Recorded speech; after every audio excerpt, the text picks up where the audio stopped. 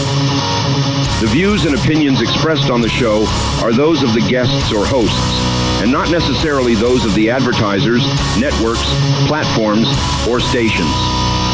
Warning that the content of the show may not be suitable for all audiences, and that viewer discretion is advised.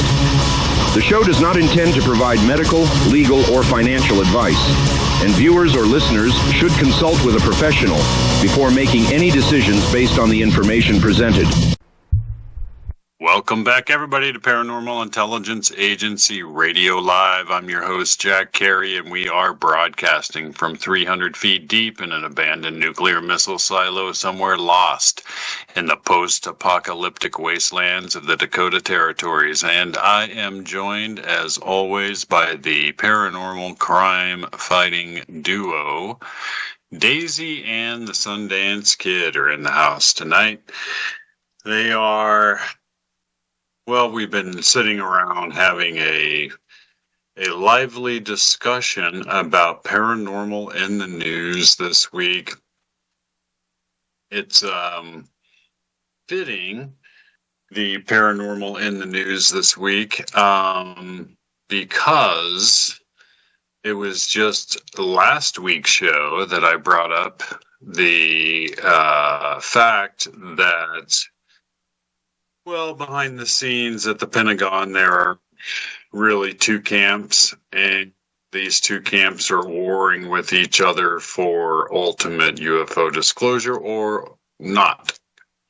And so it's interesting that we have comments made by the Vice President J.D. Vance this week in regards to the UFO phenomenon, which kind of fits perfectly like a Tetris piece into the puzzle I was describing last week, and we'll get to that in a minute in our paranormal in the news. But we are in the midst of trying to link up with a great guest for tonight's show. His name is Vic Cundiff, and he is an expert in all things cryptids, and we'll hopefully have him on pretty soon.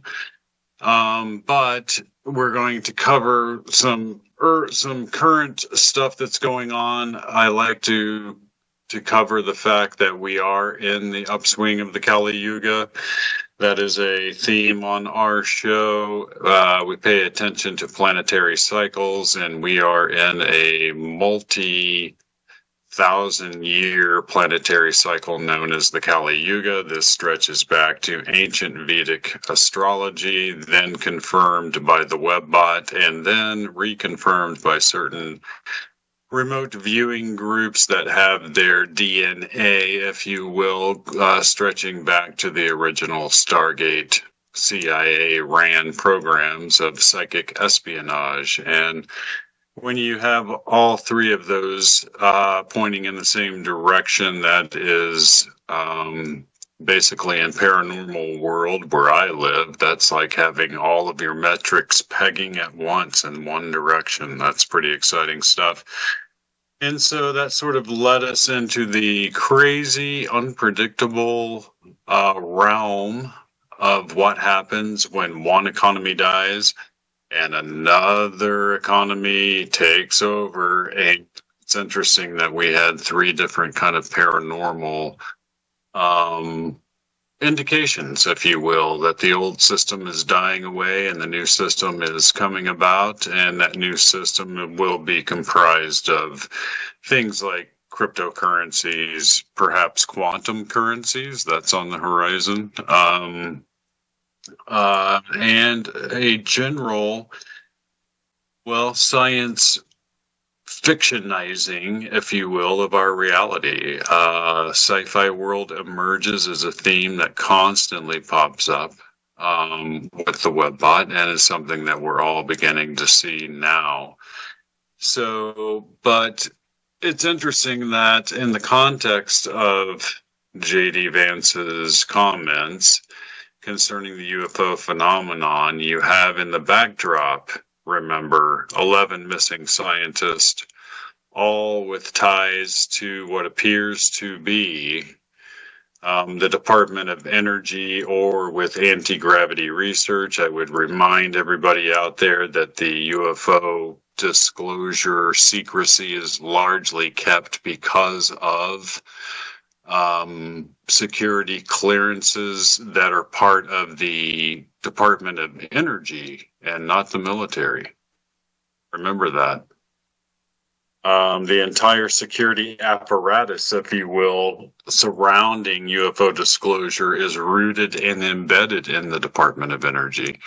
Probably because what they discovered was an unimaginable power source, right? It kind of makes sense that they would then classify it outside because they have their own classification system in the Department of Energy ever since the atomic weapons were created. And sort of hide it within layers of secrecy dealing with that, because ultimately it is the power source that matters for one of these craft and the ability to generate, free energy. In the end, free energy will become a thing. The webbot seems to indicate that they will, and I mean the powers that be that are actually in control of this technology, will slowly begin to implement it as we go forward in the next couple of decades, to the point where you're going to have a society with free energy. And that's really kind of the holy grail. With free energy comes, very cheap manufacturing and things like that. And a whole cascade of dominoes falls at that stage, and that's sort of part of the battle that's been going on. But I would remind everybody that sort of behind the scenes at the Pentagon, there are two camps. One camp is pro-disclosure and pro-science and are not devoutly religious. The other camp is devoutly religious and have the viewpoint from their religion that anything and everything needs to be done in order to maintain secrecy and control of the UFO phenomenon itself. And case in point, all of that is the Vice President's words this week, and I'll read you a little summary of exactly what occurred here. Vice President J.D. Vance stated in a March 2026 podcast interview that he believes unidentified aerial phenomenon, UAPs/UFOs, are, quote, demons, rather than extraterrestrial aliens, linking this view to his Christian faith and a skepticism of extraterrestrial theories. Vance expressed an obsession, as he called it, with the topic, suggesting these entities represent, quote, extra-natural or spiritual forces. The breakdown goes on to say, during an appearance on the Benny Johnson show, Vance said, I don't think they're aliens. I think they're demons anyway, but that's a longer discussion. Unquote. Vance went on to explain that his perspective is based on a Christian understanding that acknowledges both good and evil forces, arguing that, quote, one of the devil's greatest tricks is to convince people that he never existed, unquote.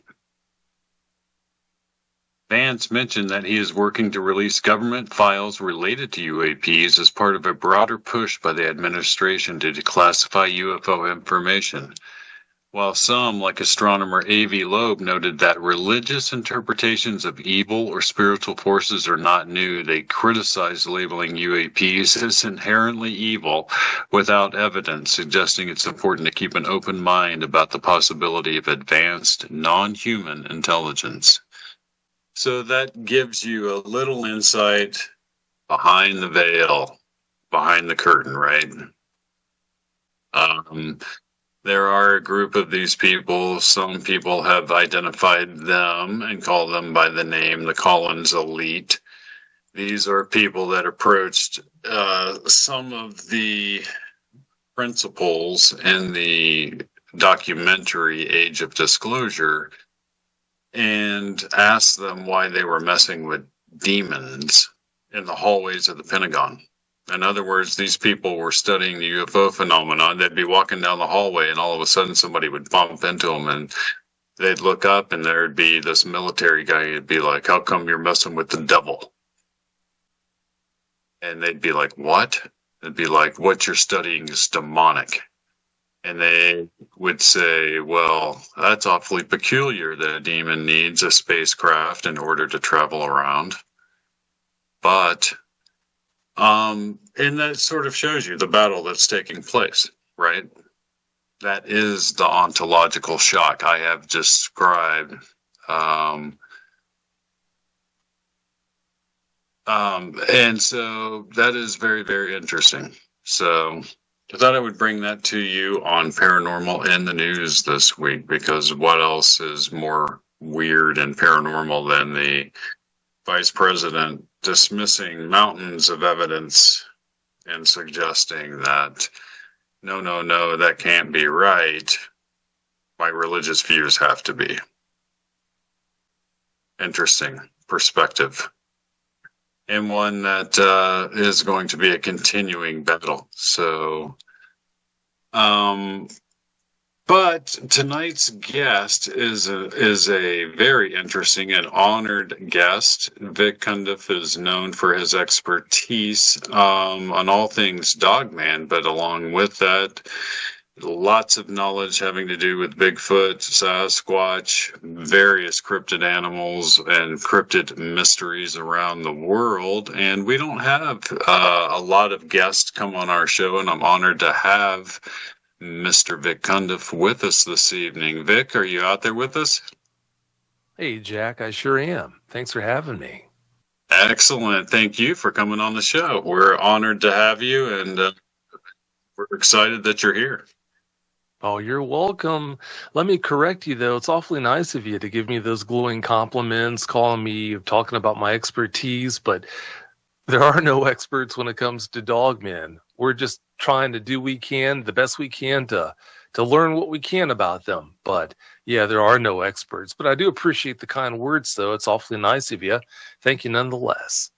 Absolutely. Fair enough. But I guess in the world of cryptids, there are people that have lots and lots of exposure to the phenomenon and the mystery through their work. And then there are people out there in the world that have very little exposure. I would put you on the side of lots and lots of exposure. So, so we can learn from you, I think. And I'm excited to hear what you've been up to lately and any new projects, how the channel is going, and any current really exciting reports that you have to share with us. Well, no new projects. I don't get into projects, though. I just try to keep up. I mean, not only do I produce 4 podcasts, 2 Dogman-themed podcasts, and 2 Sasquatch-themed podcasts. The girl that brought me to the dance is helping Dogman eyewitnesses come to terms with their traumatic encounters. Some Dogman eyewitnesses, they just want to be a guest on Dogman Encounters Radio, and that's fine, but the main reason why I do what I do is to try to help Dogman eyewitnesses who are traumatized come to terms with their experiences and get their lives back, which were unfortunately derailed by experiences they never asked to have. So I just feel so lucky, so blessed to be in a position to be able to help them with that. I just feel like the richest man in the world. I really do. Every time I talk with a Dogman eyewitness who at the start of the conversation, some of them are just wrecked. And then normally by the time we finish the conversation, they're in a pretty good place. Not healed, not cured, but they're on their way, it would appear, to being eventually in a good place. And yeah, the feeling I get when I have that happen, I can't even do it justice. It's just amazing. Yeah, that's phenomenal. And that's the bright side of the work that, researchers do, is helping people that have been traumatized by paranormal phenomenon, in this case cryptid activity, and have that really affect their lives, and then you be able to provide some sort of context of support for that.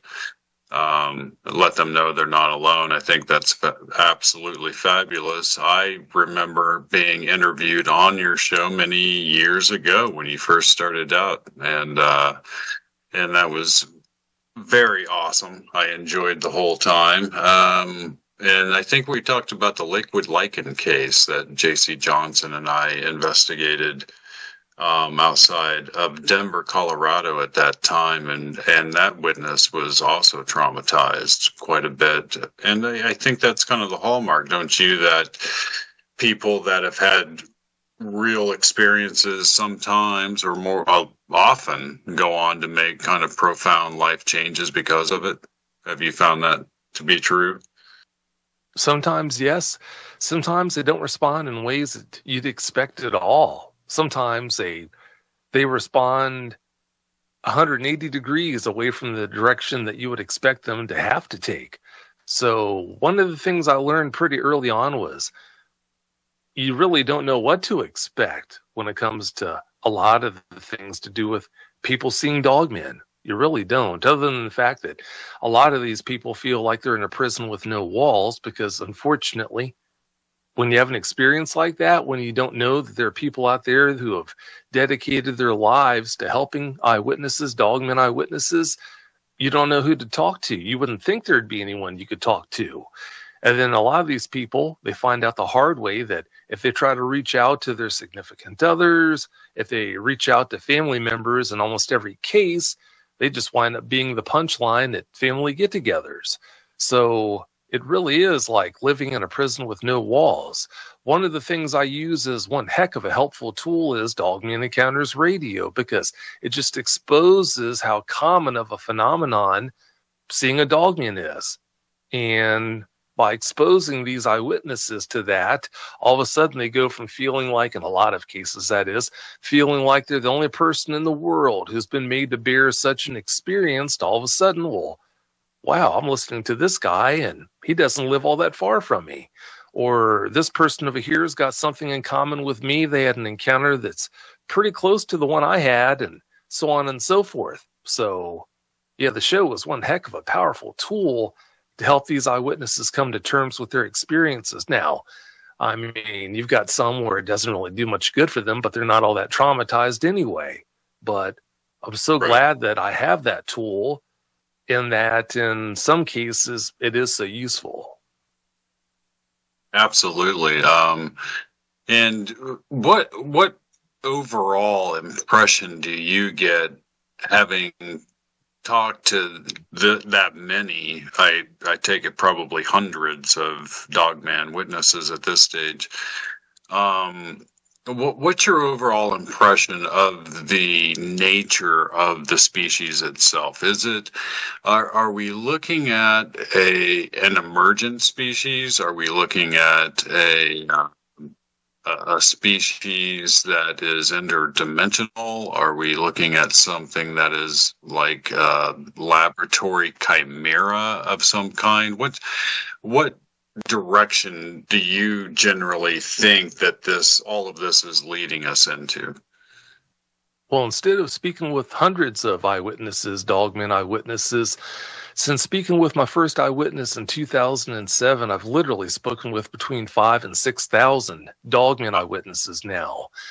As I've said in some shows before, I don't bat an eye if I have 3 or 4 brand new dogman reports come in one day from eyewitnesses I've never heard from before.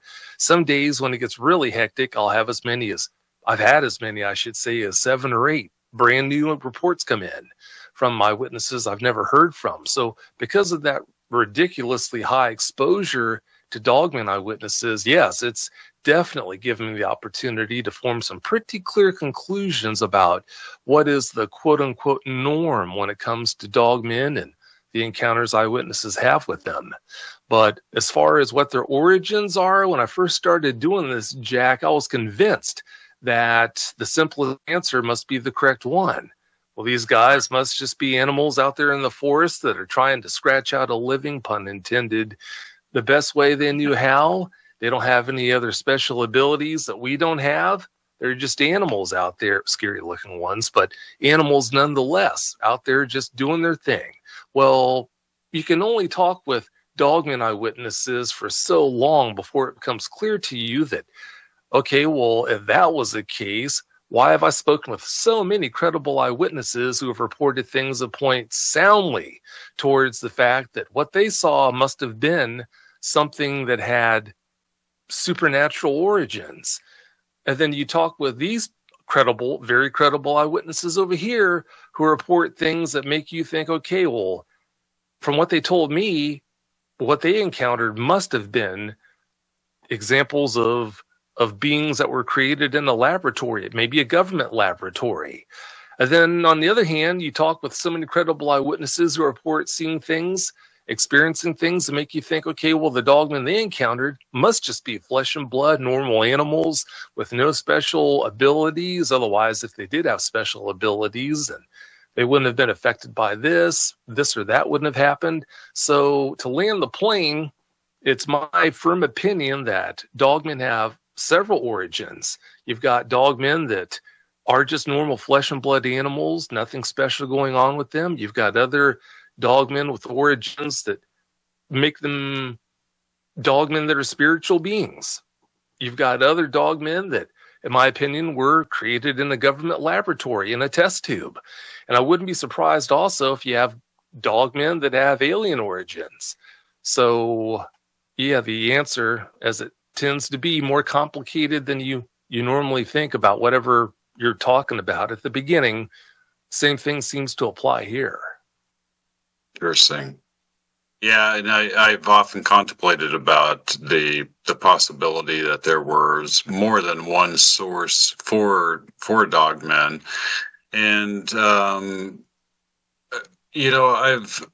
I'm also struck by the possible UFO linkage to the mystery. Have you had many witnesses report UFO type activity at the same time as they encounter a dogman? Not many at all. Not many at all. When it comes to Sasquatch, quite a few more, as far as a percentage would go. Quite a few more of them have reported some kind of a connection in their experiences to alien craft or possibly even aliens. But as far as dogmen would go, it's a very, very low percentage. In fact, I can't remember the last time I spoke with an eyewitness who reported anything where you think there might have been a connection at all. So really? I think it's really few and far between. Awesome. That's fascinating to hear. And we will get back to this really fascinating discussion with Vic Cundiff and the Dogman mystery right after our break. We're on radio break. Welcome in, Vic. Cool. Hey, thanks for having me. Appreciate it. Yeah, appreciate you coming on. It's great to have you on. So, well, thanks for having me there. I've been wanting to reach out to you for quite a while now.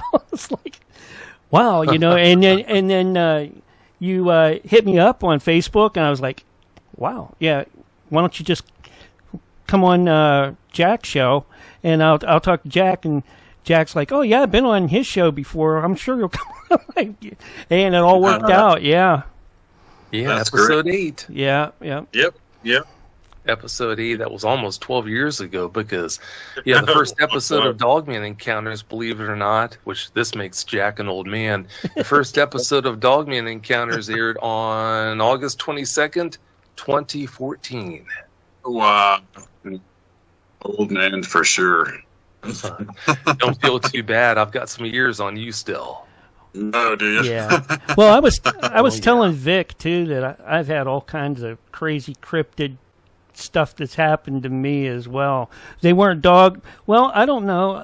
When I told JC about what I thought I saw with Dogman, he's like, no, that's too big for a Dogman, or a werewolf or whatever.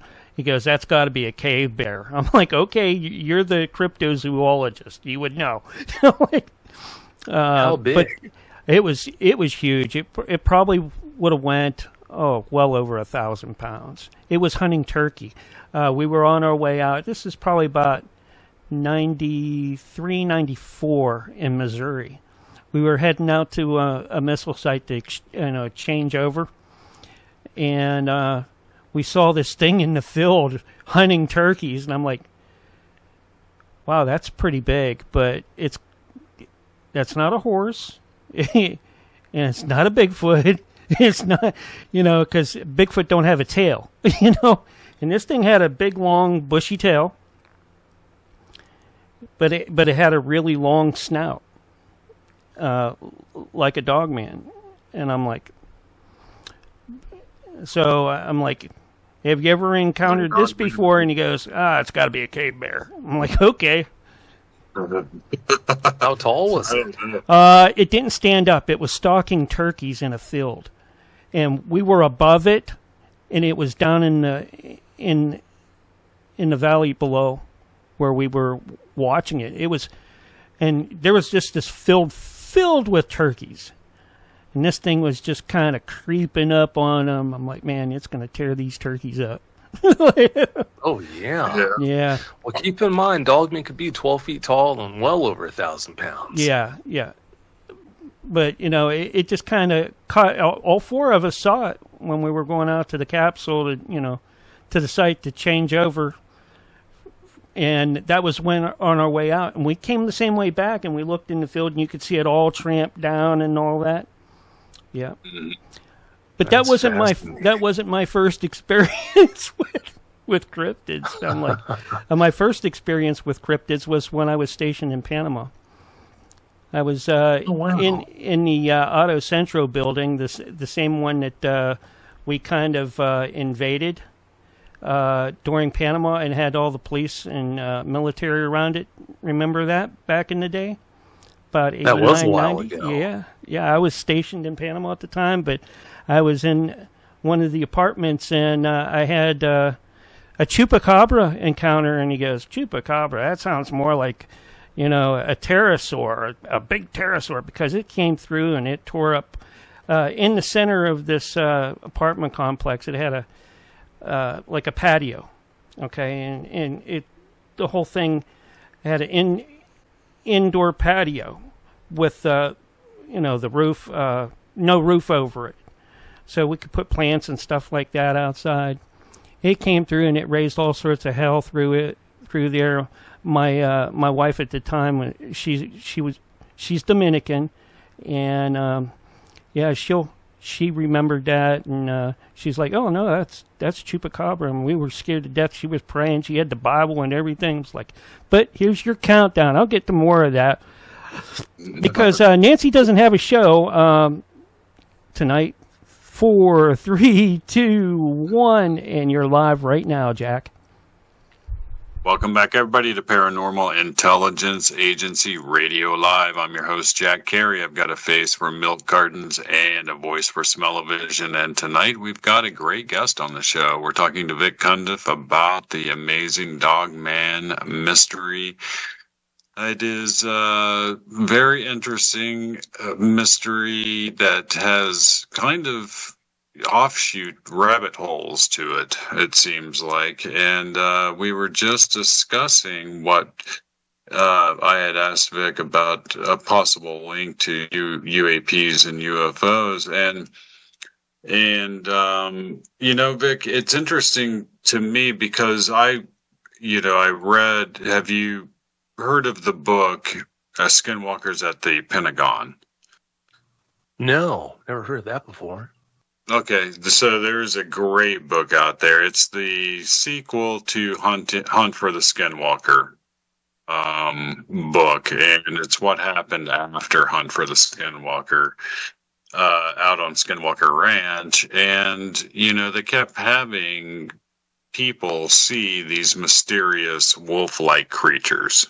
Not necessarily a dog man, but large wolf-like unexplained creatures, and there's not supposed to be any wolves at all in the Uinta Basin, which is interesting. But come to find out, all of these scientists and intelligence agents involved at Skinwalker Ranch, and there were quite a few, also became embedded in the Pentagon's UFO program, and along with it, another program known as OSAP.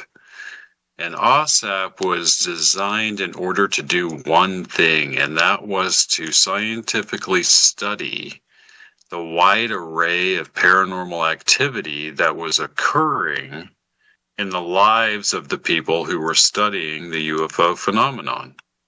In other words, these scientists and intelligence agents would go home after a long day of working on the UFO program, and they would have like poltergeist activity in their house.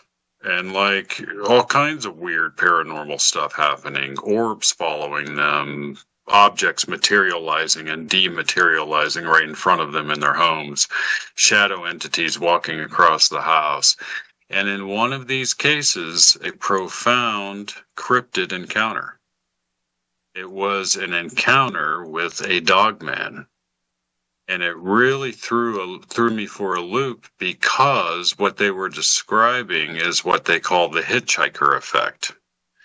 This idea that somehow, some way, these people are becoming quantumly entangled with the phenomenon, and that it's producing other kinds of paranormal activity around them.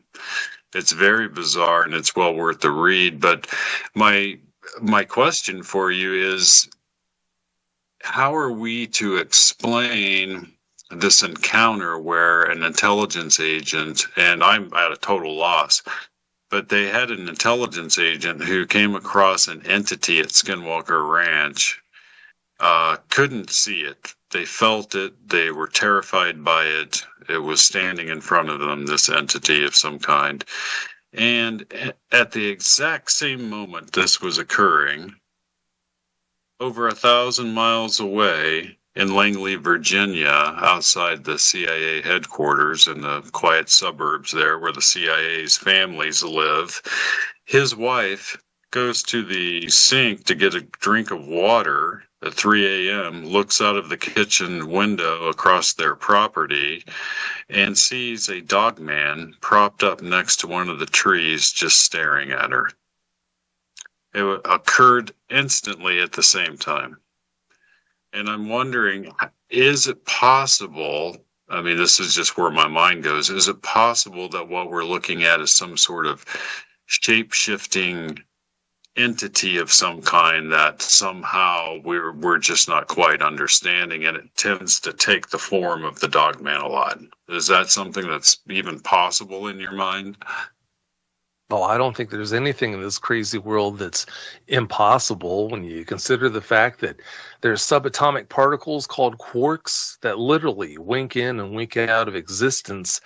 After finding that out, which we found out recently, how can we say that anything's impossible? I think anything is possible.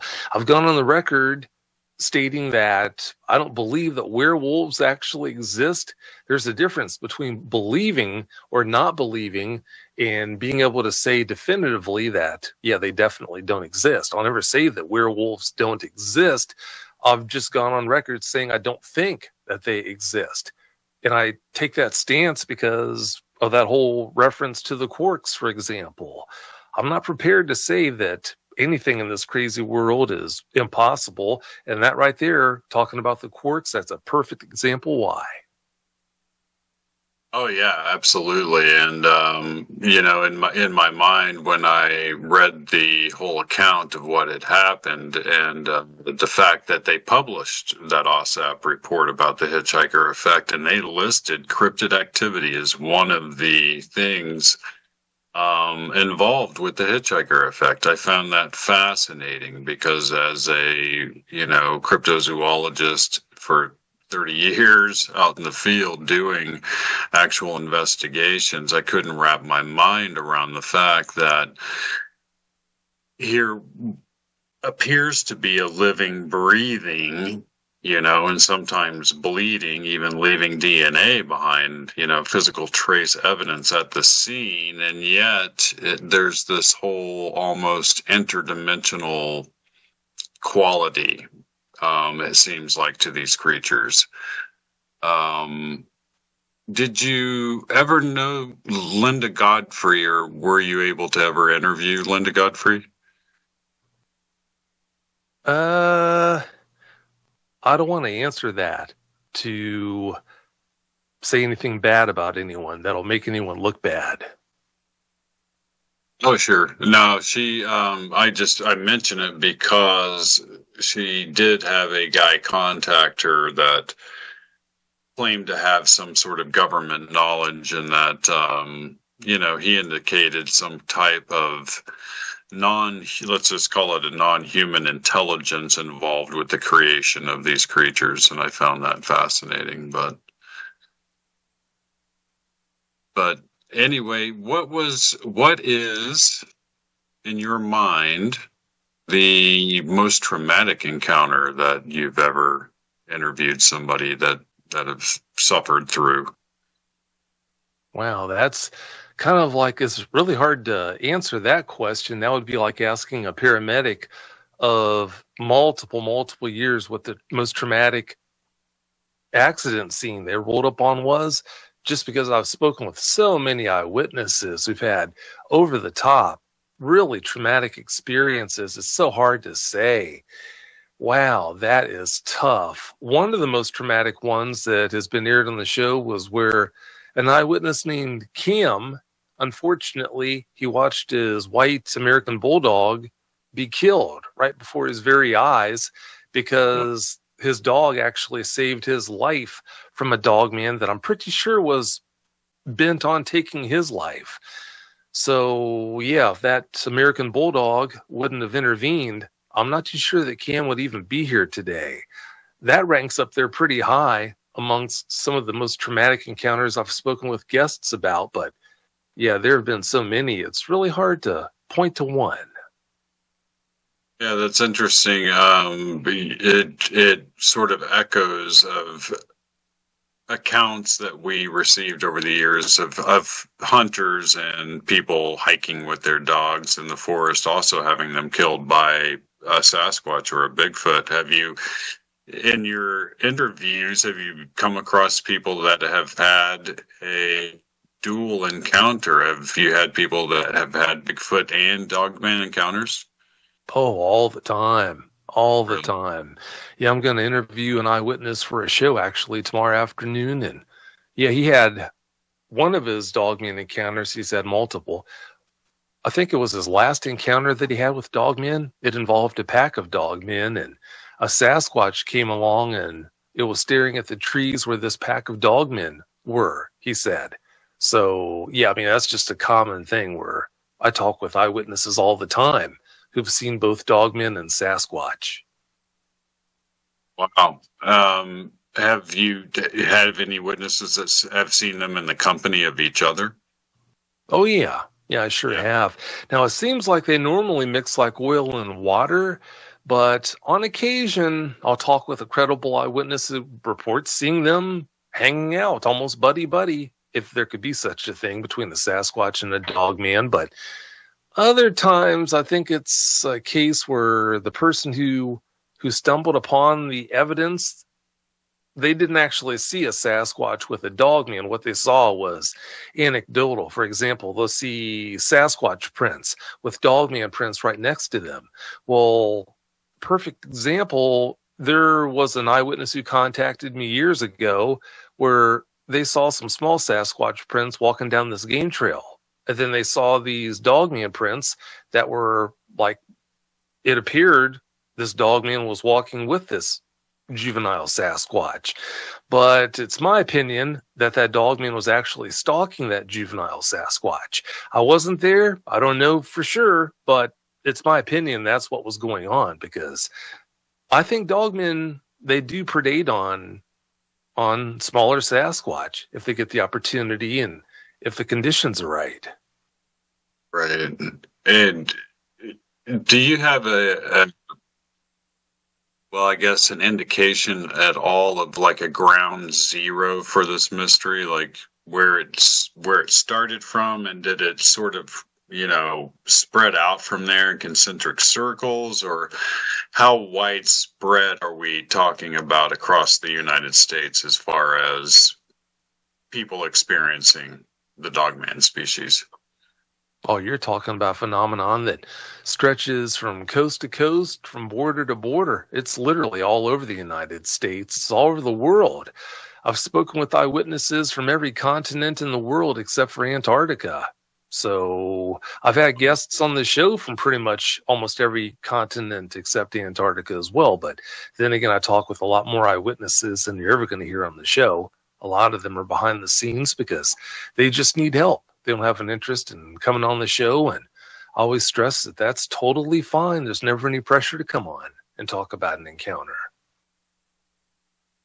Oh, sure. Yeah. It does no good to try to pressure somebody till they're ready to talk, because you probably won't get a lot of detail, out of them. But have you had any military witnesses who have talked about the possibility of these things having or being near military installations, that sort of thing? Oh, all the time. Well, I can't say all the time, but yeah, the list stretches around the block multiple times. I'll just put it like that. Tons and tons of them. Yeah, I think 2 weeks ago, maybe 3 at the most, I had a guest come on who he talked about having his encounter. Was it Sasquatch? No, he had 2 dogman encounters. That's right behind the military base. It was an Air Force base where he was stationed. I think it was in Idaho. And he just literally was right behind the base. And he had one encounter one day. And then not long after that at all, he had another encounter. The first encounter was, I think, at about 500 yards distance with one. And then when he had the second encounter, he was just about 50 feet from 3 dogmen. So, yeah, that's not rare at all. I talk with eyewitnesses on a pretty regular basis who see these things either on a military base or right there by one.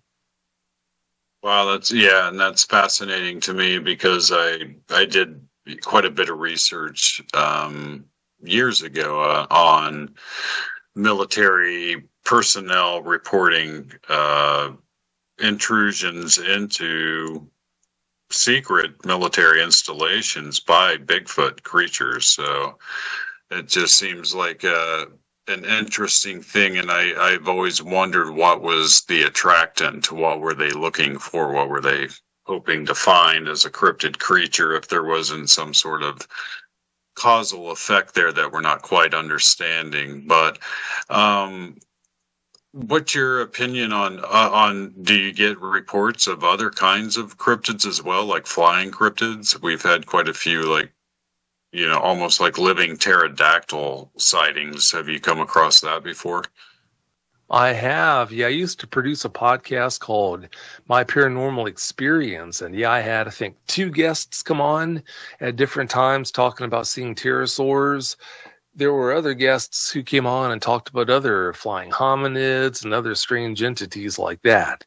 But as far as the dogman side, I normally don't have people contact me about cryptids like that, since there's so many other people and organizations to contact about things like that. I normally don't have people contact me through dogmanencounters.com to tell me about that sort of thing. Right. And what have you been able to ascertain anything about the sort of culture of the species? Do they, like Sasquatch, seem to travel in small family units? Do they migrate? Have you been able to pick up patterns of what they feed on, etc., that kind of thing? Oh, see, that's the thing. I'm not a researcher, so I don't ask questions like that. My main focus is on trying to help dogman eyewitnesses come to terms with their experiences. And outside of that, just trying to keep up with the demands that are always going to be there when it comes to producing 4 podcasts, the 2 Dogman podcasts and the 2 Sasquatch podcasts. So yeah, I don't ask questions like that are really better reserved for researchers. Oh, sure. No, I can understand that. And I guess you've been able to ascertain number-wise, like percentage-wise, what's the number of percentage to percentage number of people reporting Bigfoot to Dogman? Does this seem pretty equal, or? Well, see, that's the thing. Those numbers with me are skewed because there's so many big Sasquatch podcasts out there, so many well-known Sasquatch researchers, where I'm not a Sasquatch guy, I'm a Dogman guy. So, yeah, I mean, I actively search for guests to come on my Sasquatch podcasts, but on the Dogman side, they find me. But, Sure. yeah, the people who contact me, the number of Dogman eyewitnesses just really, they grossly outweigh the Sasquatch eyewitnesses. Yeah, I could see why, because of the popularity of your, Dogman Radio. You would naturally get that, those people, those experiencers. But have you had eyewitnesses that have suffered a wound from one of these Dogman creatures and survived to, obviously tell the tale? Or See, that's the thing, Jack. It doesn't take long at all if you sniff around YouTube. If you type in the word Dogman, you're pretty much guaranteed to stumble across a litany of Dogman attack videos. But here's the funny thing.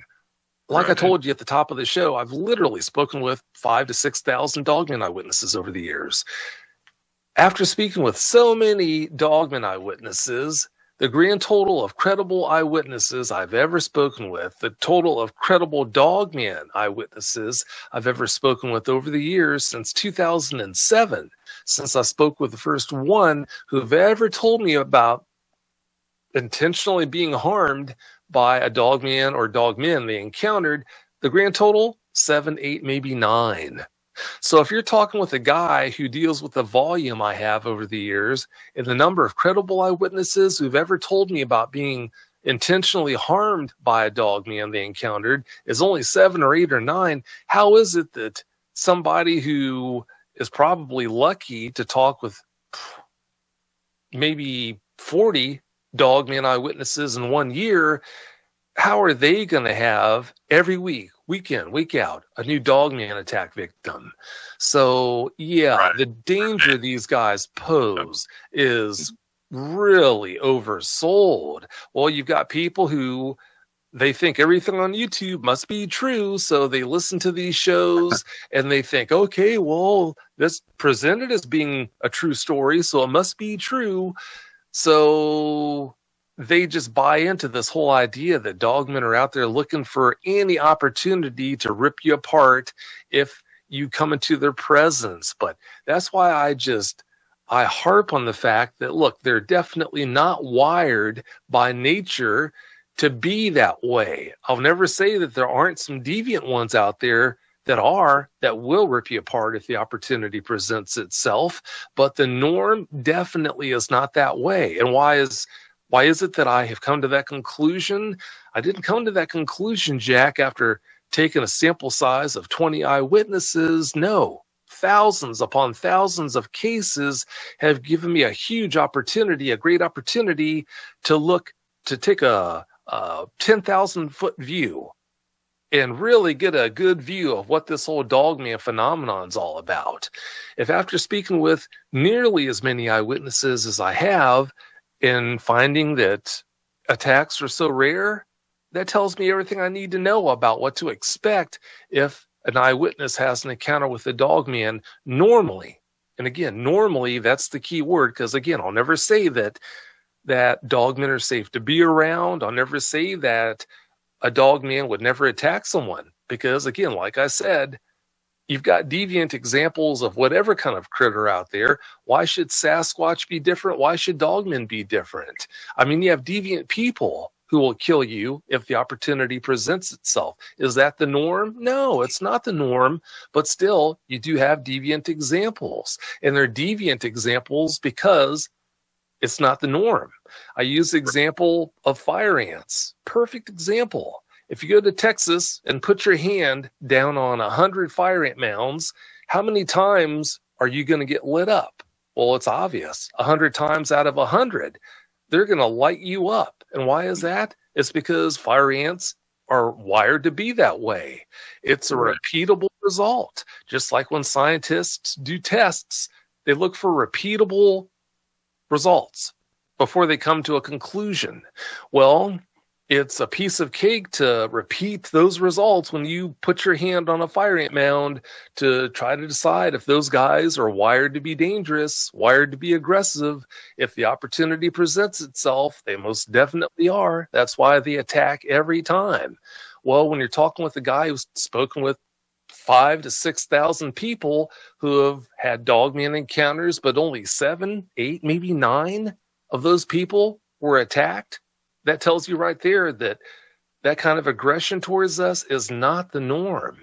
If anyone has any kind of critical thinking skills, that's immediately evident that's the case. But too many people, again, they watch these bogus podcast episodes about the dangerous dog man that'll split your skull and gobble down your brains as soon as the opportunity presents itself. And eyewitnesses, they listen to this crap, they buy into it, they are already having a hard time dealing with their traumatic encounter. They listen to this crap, and then now I've got to talk them off the ledge. It's just really frustrating.